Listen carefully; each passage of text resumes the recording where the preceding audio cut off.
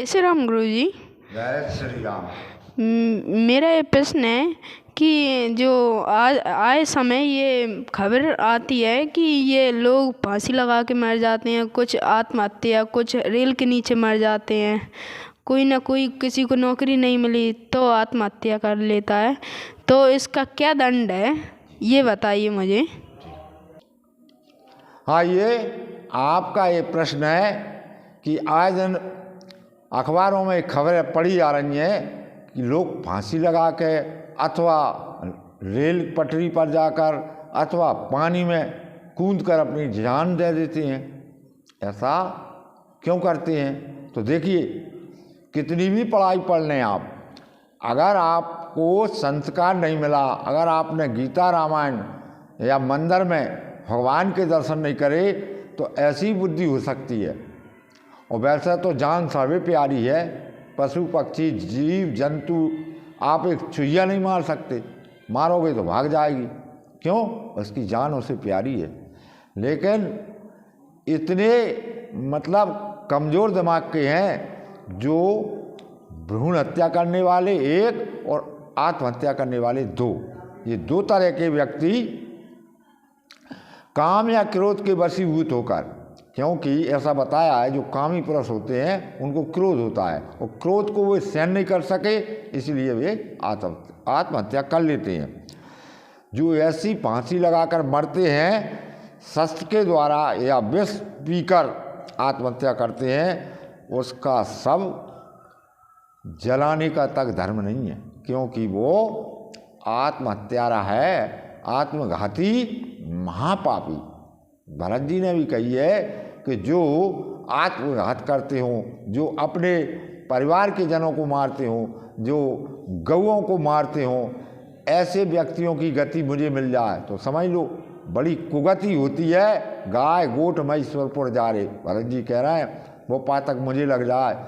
अगर भगवान राम को वनवास जाने में मेरी सहमति हो, तो भरत जी सफाई दे रहे हैं। भरत जी ने इतनी साफ साफ बातें करी कि मेरी इसमें कोई सहमति नहीं है, मुझे कोई पता नहीं।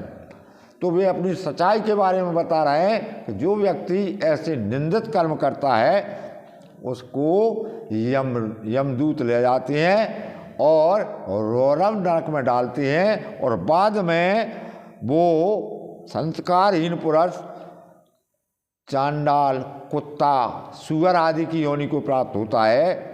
और एक और भ्रूण हत्या है जो ऐसी है जो ब्रह्म हत्या से भी यांग है, उससे दुगना पाप भ्रूण हत्या, यानी जो पेट में बच्ची को नष्ट करते हैं उनके लिए बड़ा दंड, बड़ा पाप लगता है। ऐसा कभी नहीं करना चाहिए।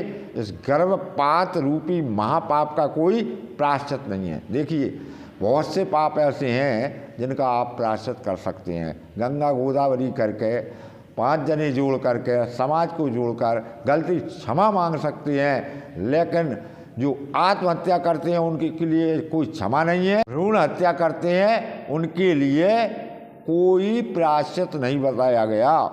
गर्भपात करने वाले का देखा हुआ अन्न, जो गर्भपात करवाता है उसने अगर अन्न देख लिया तो उस अन्न को भी नहीं खाना चाहिए, इतना पाप लग जाता है।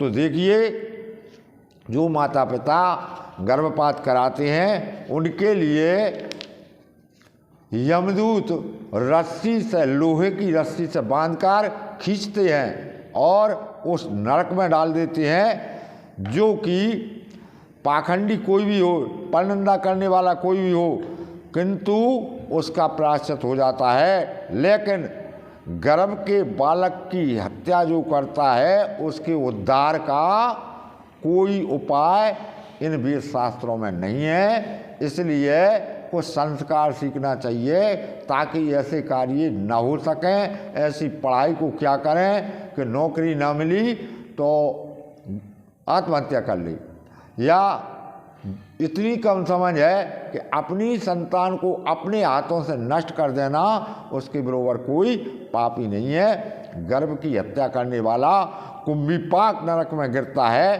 फिर उसके लिए गिद्ध बनाया जाता है, फिर सुअर बनाया जाता है, फिर कौआ बनाया जाता है, फिर सर्प होता है, फिर वो विष्ठा का कीड़ा बन जाता है।